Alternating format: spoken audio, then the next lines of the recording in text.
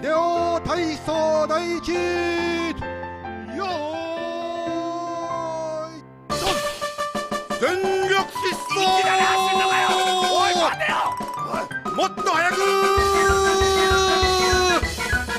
私の勝ちだ。 Bonjour et bienvenue dans Superplay. Aujourd'hui, je reçois Rechiku. Salut à toi. Salut. Alors, quel jeu vas-tu nous présenter aujourd'hui? Alors, je vais vous présenter Dodonpachi Daishukatsu Black Label, qui est le mode Black Label qui est sorti en 2010 par rapport à la version 1.5 qui est sortie en 2008. Donc un shoot'em up de cave, pour ceux qui ne se situent pas trop.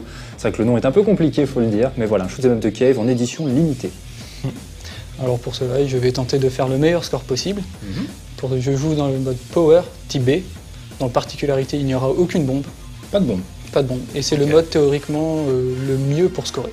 Ok, donc déjà c'est en plus Black Label, c'est une version plutôt typée scoring. Là tu y vas pour scorer, donc on va voir des gros chiffres. Allez, on lance le run. Donc Black Label, une édition limitée sortie en 100 ou 150 exemplaires, je sais plus, en arcade à la base. Toi tu joues sur la version 360. 360. La version disque, vu qu'il existe aussi une version DLC qui était sortie pour la version 1.5. D'accord, ok, bon à savoir. Donc pas de temps à perdre, tu lances mode power, donc type B, et c'est parti. Donc déjà on va pouvoir remarquer l'une des premières particularités de ce jeu, c'est une jauge qu'on voit grimper en haut à droite, qui est appelée soit Red Jauge ou jauge de rage, ça dépend de la traduction. Donc c'est une jauge de rank, on peut déjà remarquer là tout de suite dès le début. Là elle est à fond là déjà. Elle est à fond, on est en présence de patterns assez touffus, et direct on voit aussi une autre particularité du jeu, c'est que les abeilles typiques de la série Dodonpachi permettent de canceller. Donc si tu prends une abeille qui est donc au sol, souvent cachée, il faut les faire apparaître, c'est ça? Oui, c'est ça. Canceller les tirs. Oui. On va voir où il y a beaucoup de cancel, beaucoup de façons de cancel. Ouais. Parlons un peu de cette barre justement de rank, parce qu'elle est quand même assez complexe à comprendre. Comment elle monte, comment elle descend? Alors justement. Alors la barre monte lorsqu'on utilise quelque chose qu'on appelle le tir combiné. Le tir combiné, c'est quelque chose qui correspond à utiliser à la fois le shot et à la fois l'auto-shot, ce qui est assez particulier par rapport à la majorité des autres jeux. Donc là on voit bien que le tir combiné, c'est en même temps le laser central et les tirs des satellites. Donc justement ce tir a pour effet d'augmenter la jauge, et justement la jauge on peut environ la diviser en 4 parties. Donc qui va correspondre à la première partie, les petits ennemis tirent un tir, deuxième partie tir 2 tirs, et ainsi de suite jusqu'à 4-5 tirs. Donc là justement on voit presque un tir continu des adversaires. Il bourrine. Énormément de tirs. Justement là on peut aussi remarquer autre particularité, que j'ai un tir jaune-noir qui apparaît, c'est ce qu'on appelle l'hyper, qui est activé avec une petite jauge qui est juste au-dessus des vies. Donc on peut remarquer que je les cancel. Donc, les tirs disparaissent et ils se transforment en petites étoiles, donc on comprend que le fait d'avoir plus de tirs à l'écran permet de gagner théoriquement plus de points. C'est ça, donc l'intérêt de faire monter le rank, donc la difficulté du jeu, parce qu'il y a plus de tirs, c'est justement d'avoir plus de tirs à canceller pour faire plus de points. Exactement. Voilà. Et donc ton mode hyper, comment ça marche? Il se recharge comment? Alors il se recharge très lentement lorsque la jauge de rank est, on va dire, environ à la première moitié, c'est-à-dire quand elle est bleue.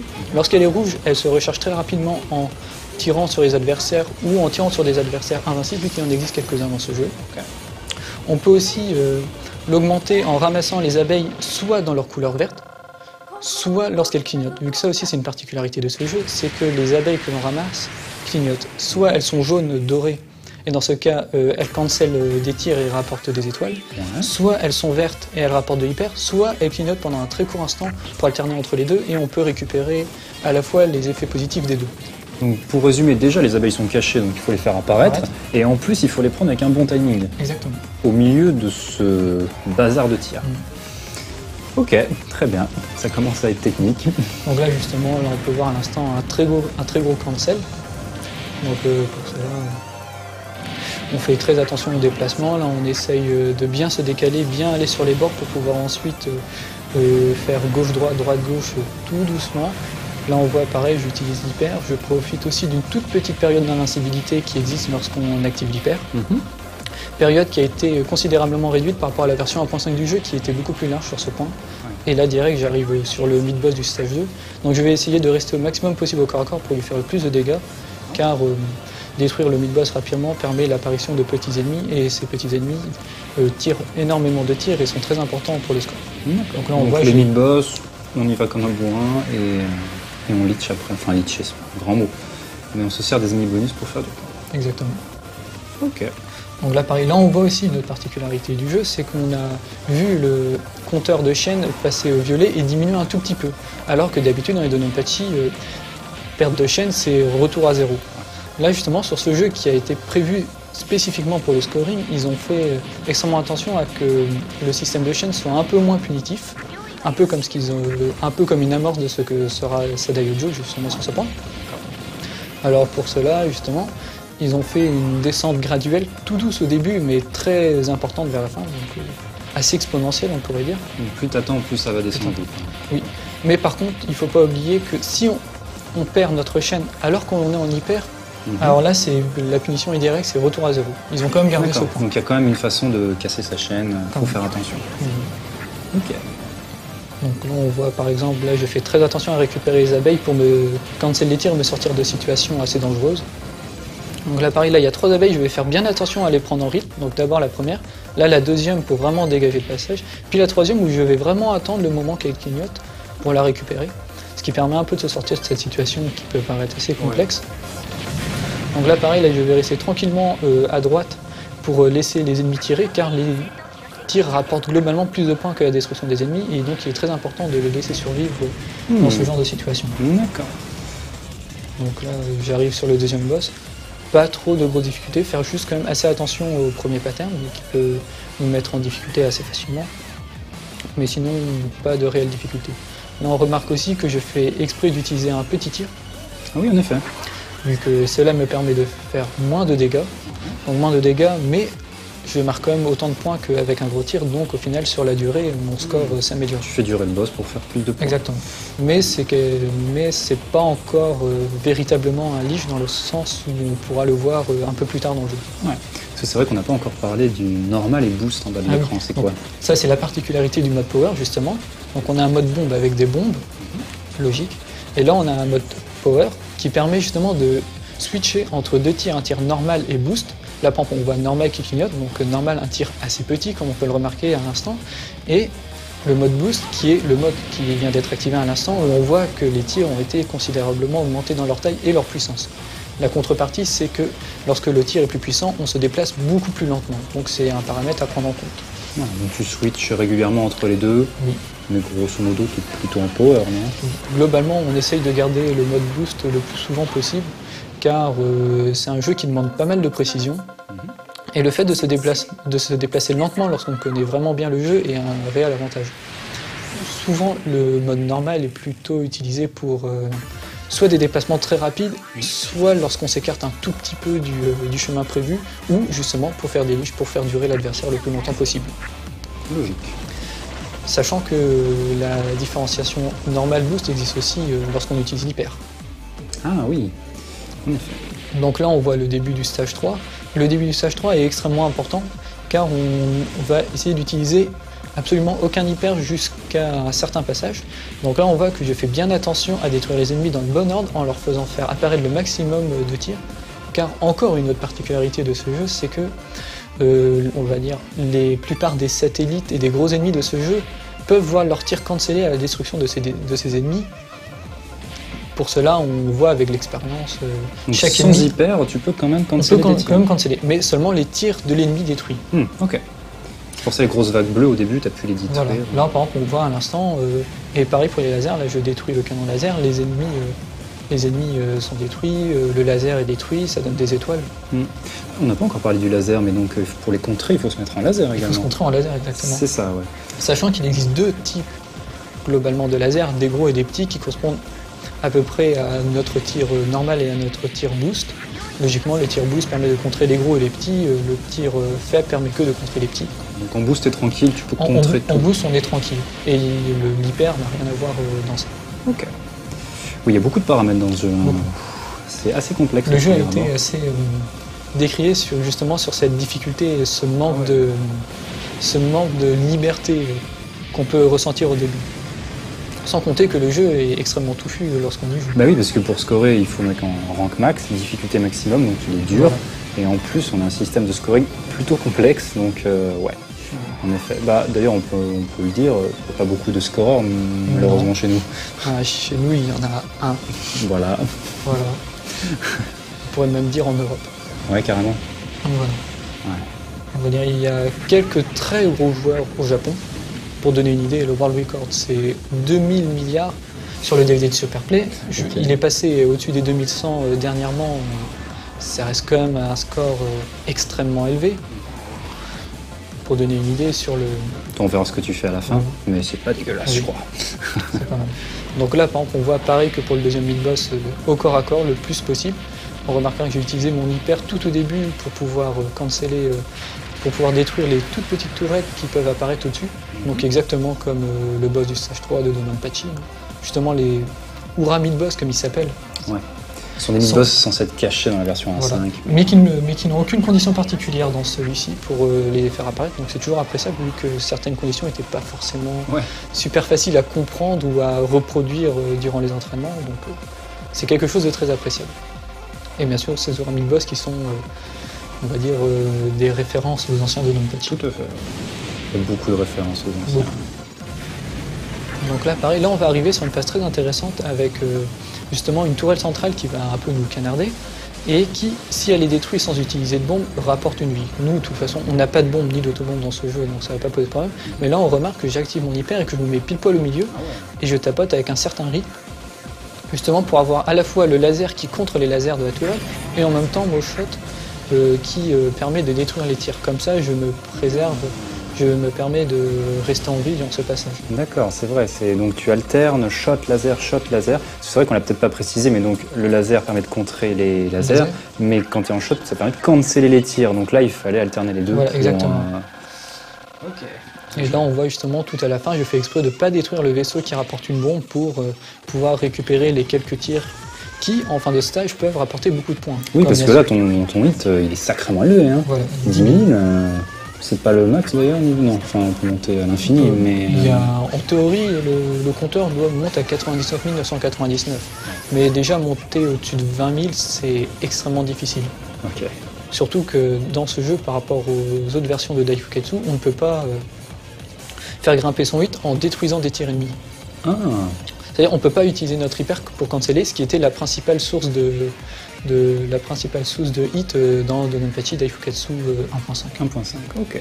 Là justement, là c'est que la destruction d'ennemis et le cancel par les abeilles ou par la destruction de l'ennemi qui permettent de faire ça. Donc c'est un paramètre à prendre en compte. Ok. Oh, c'est comme sacrément touffu tout ça. Voilà. Donc là, un petit safe spot, on a pu voir au début, je reste vraiment au milieu, et ça permet de passer les 3-4 premières vagues sans problème. Après, j'utilise l'hyper justement parce qu'on voit bien que c'est compliqué. Sachant que là aussi, je l'ai utilisé, on a pu voir que j'ai arrêté mon hyper un peu plus tôt que prévu. Et ça, c'est parce qu'on peut arrêter son hyper dans ce jeu, on peut arrêter son hyper en réappuyant sur le bouton, chose qu'on ne pouvait pas faire avant. Intéressant ça. Sachant que l'arrêt de l'hyper permet bien sûr le cancel. Un petit cancel, il y en a un au début et un à la fin.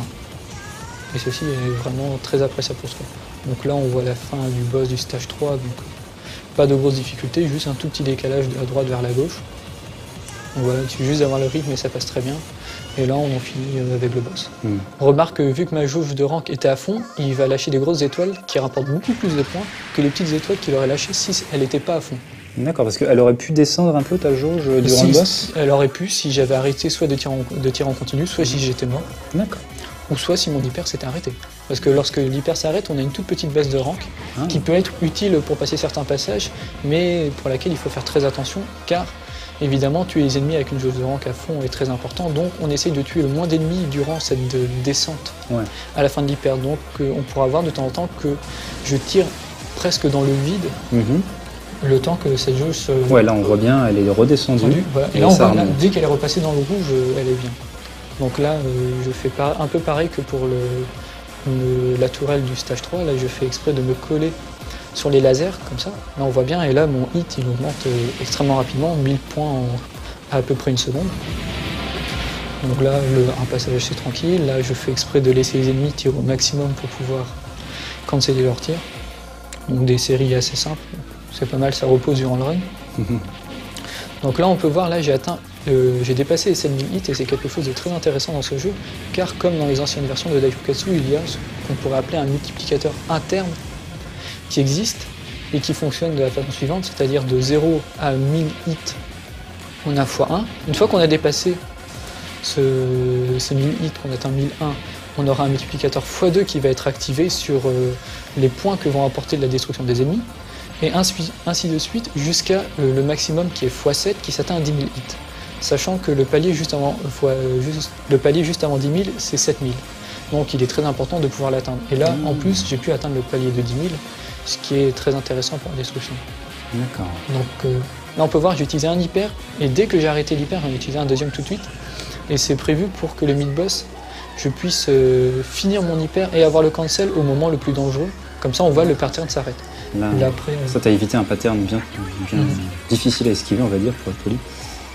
Donc là, on voit un pattern classique pour ce boss qui rappellera Dodonpachi, premier niveau. Donc là, à partir de maintenant, le mid-boss était assez simple. Mais on fait attention à bien se décaler un petit peu vers la gauche, sinon les ennemis peuvent nous avoir. Donc là, pareil, une phase où on va attendre le plus possible que les ennemis apparaissent. Il faut quand même faire attention à bien se placer au milieu pour pouvoir tuer les deux ennemis à la fois avec le laser central, sinon ils peuvent, on pourrait dire, nous écraser. Donc ça, c'est quelque chose à faire pour laquelle il faut faire très attention dans ce jeu, car le fait de devoir attendre énormément que les ennemis descendent, tirent, il peut arriver que ce soit les ennemis qui nous tuent et pas les tirs, vu la quantité qu'il y en a. Ouais, si on rentre en collision avec un ennemi aérien, c'est la mort. Voilà. Et bien sûr, les ennemis au sol, on peut les traverser. Comme généralement c'est le cas dans à peu près tous les shoot'em up. Donc là on voit, par exemple là j'ai utilisé une technique un peu spéciale, je vais tuer les ennemis par au-dessus. J'ai tué une série d'ennemis par au-dessus, mais pourtant j'arrivais quand même à canceller leur tir. Donc c'est quelque chose d'intéressant à savoir faire. Le timing est assez précis, il faut faire attention, mais c'est toujours intéressant. C'est des petites améliorations qui rapportent sur le temps. Donc là pareil, là je reste collé dans le coin car les ennemis sont à gauche. Leurs tirs sont très intéressants à canceller. Là, je vais essayer de me rapprocher le plus possible de la tourelle pour pouvoir profiter un tout petit peu des lasers. Et ensuite, là, je vais faire très attention car je vais activer une abeille puis la récupérer au moment où elle clignote. Où on voit que si j'avais loupé le timing, je ne pouvais pas m'en sortir. Je me retrouvais complètement bloqué en haut à droite et j'avais pas de possibilité de survivre.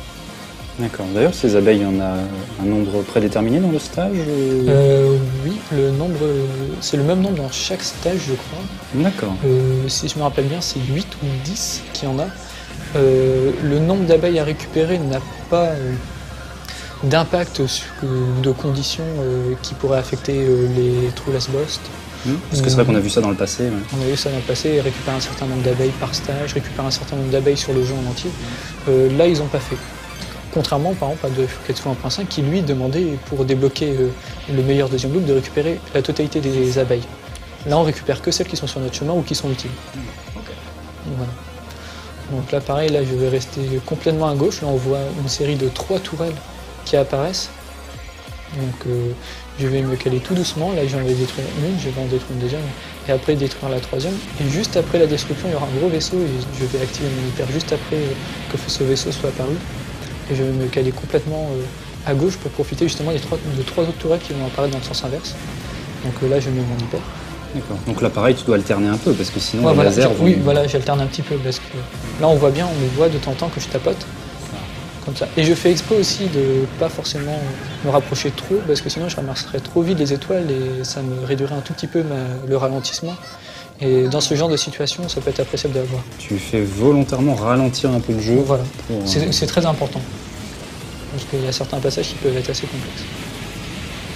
Donc là, on voit, là, je fais exprès de mettre un petit tir pour pas lui faire trop de dégâts. Bon, malheureusement, on va bientôt voir une mort. La première du run. Là, t'as pris la bombe maintenant. Voilà. Parce que sinon, elle risquait de sortir de l'écran, vu que le timing était un tout petit peu différent de ce que je prévois d'habitude.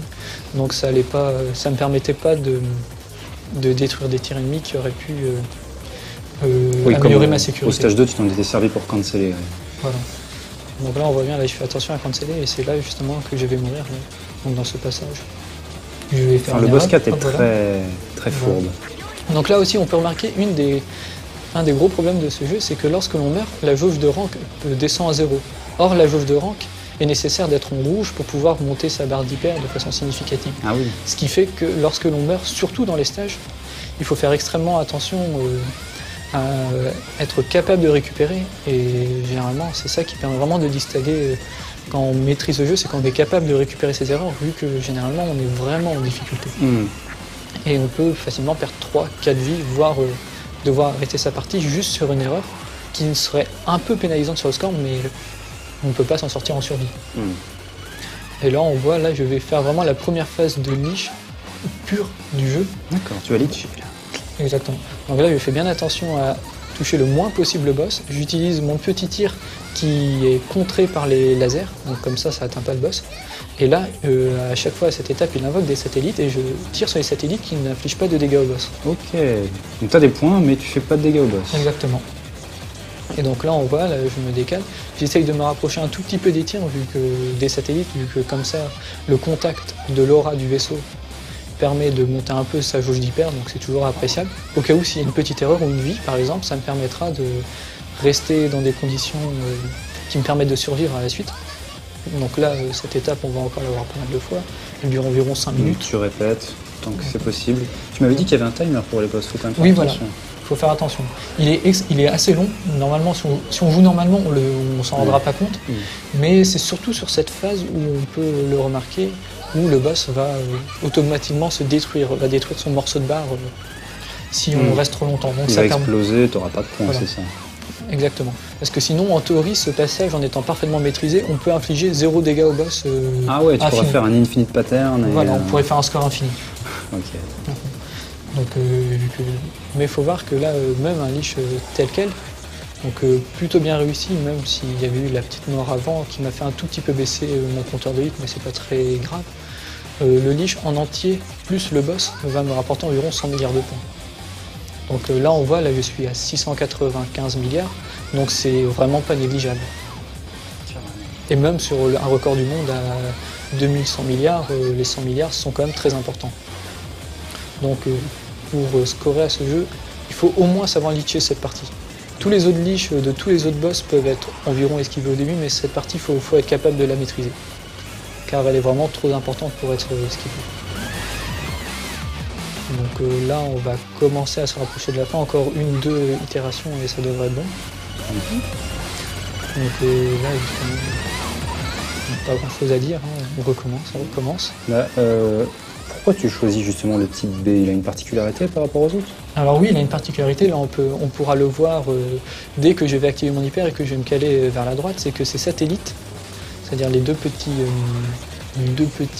armements qu'il y a autour de lui qui deviennent 4 en hyper, sont directionnels, ça veut dire qu'ils suivent la direction de ton déplacement et ainsi ça permet d'avoir comme un champ de protection d'une part, c'est-à-dire d'avoir une série de tirs qui permet de canceller les tirs qui arriveraient parfaitement en face de toi et qui ne seraient pas cancellés par le laser.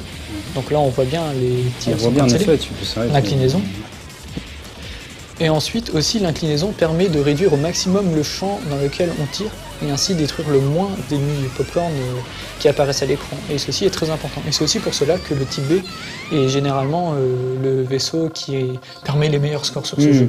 Tu te cales dans un coin, comme ça tu diriges Voilà. les tirs dans le bon sens. Et surtout on détruit beaucoup moins d'ennemis par rapport à un type A qui ne permet pas cette direction et qui justement au final se retrouve à tirer un tout petit peu plus large dans ce genre de situation, alors qu'on pourrait penser l'inverse, et le type C qui lui tire extrêmement évasé et qui ne permet pas forcément des scores extrêmement élevés. Ok. Par exemple les records avec le type C sont parfois inférieurs à mon score. D'accord. Alors pourtant les joueurs ont sûrement un meilleur niveau que le mien à l'instant. Ouais, non, mais c'est intéressant de voir les différences entre les vaisseaux. Donc là on voit le stage 1 qui va être très long, avec 2 mid-boss, et qui justement dès le début demande pas mal de pression. On a vu que je suis vraiment entre 2 séries de tirs avec les canons laser.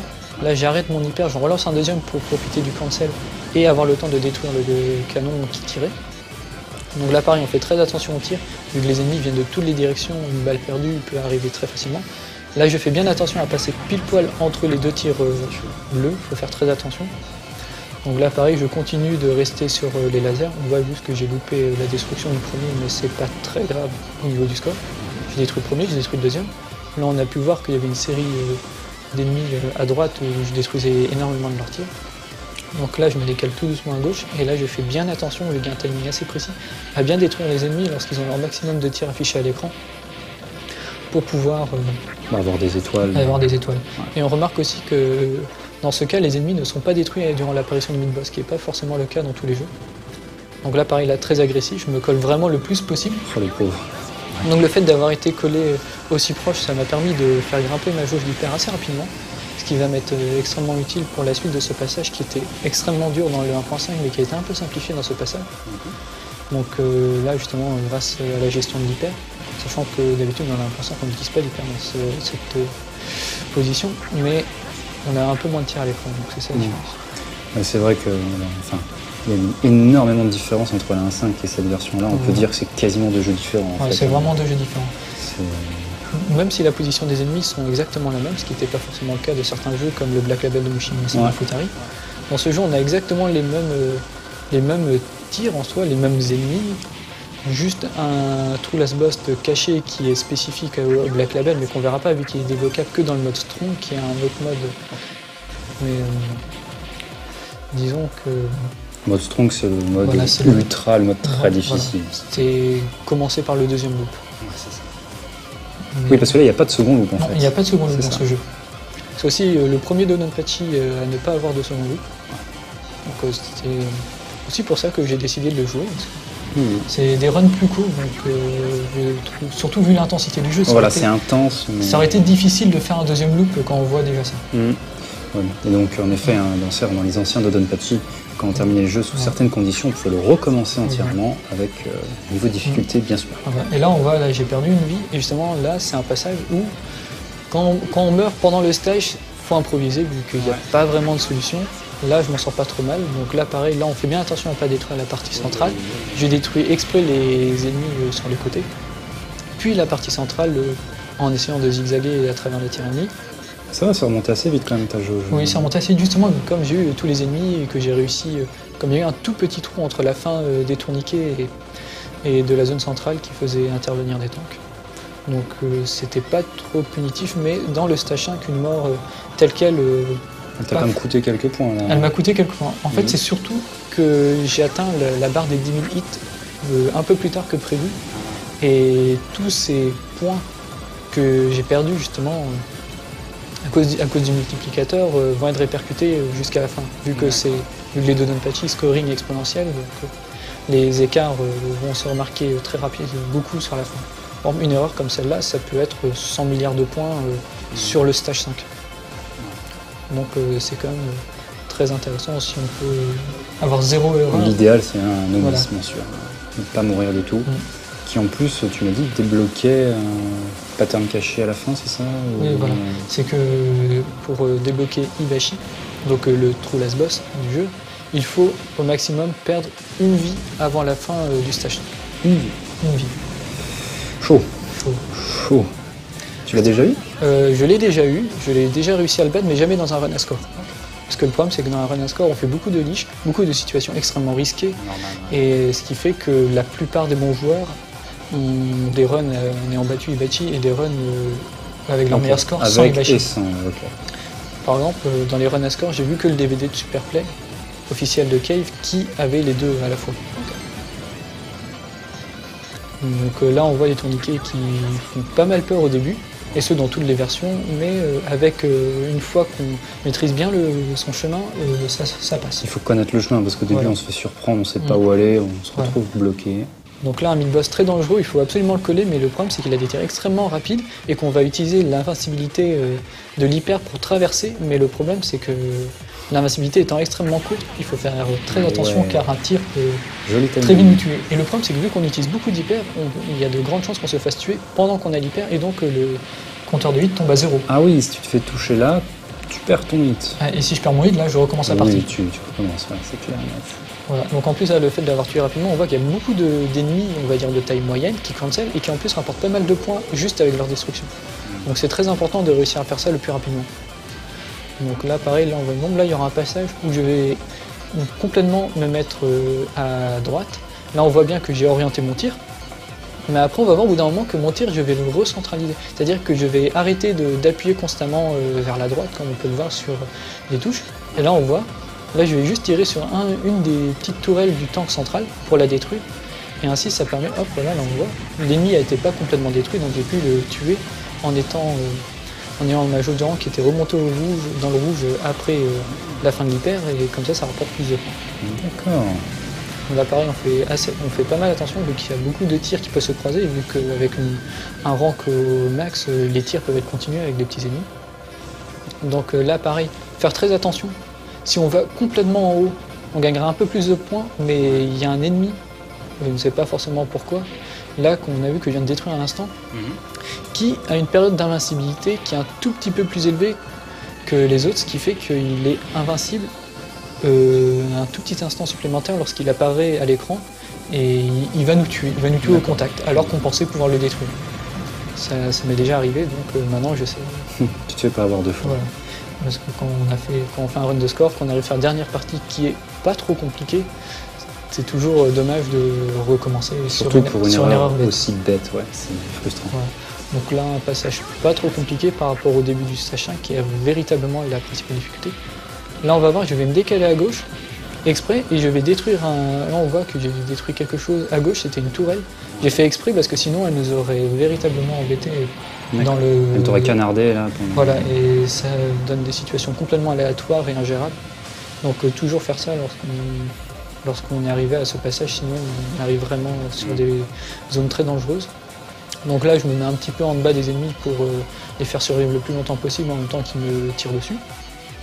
Donc là, on décale tranquillement, on détruit les tourelles, on essaye de remonter sa jauge de rank au maximum. Et là, hop, le mid-boss. Là aussi, une particularité assez intéressante, c'est que je ne vais pas utiliser mon tir auto-shot plus shot, je vais juste utiliser le shot en hyper. Et c'est la seule fois où je fais ça dans le run, car mon but est de faire maintenir le gros tank, le lance-missile, le canon, le plus longtemps possible, pour qu'il soit détruit uniquement au moment où mon hyper s'arrête, là à peu près comme ça. Tu as tout timé pour qu'il meure avec la fin du... Voilà, exactement.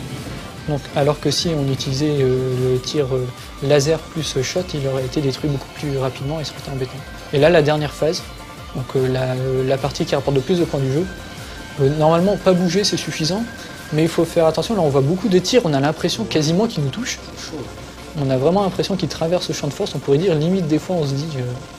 ils ont été détruits, mais j'ai un setup justement pour faire gaffe à ça, c'est que je fais en sorte que mon vaisseau, l'aura de mon vaisseau, soit environ à la moitié du digit qui est là à 17 000 maintenant. T'as un repère visuel pour bien positionner. Parce que sinon, on peut très facilement se prendre un tir comme ça, vu qu'il n'y a pas véritablement moyen de voir ça en visuel avec les tirs, vu qu'on voit certains nous traverser sans nous tuer. Donc là, le boss du stage 5, vraiment une très grosse difficulté par rapport aux autres boss, car il demande vraiment une bonne gestion de l'hyper. Il y a vraiment un plan, on ne peut pas utiliser un hyper juste parce que tu es en difficulté à un certain moment.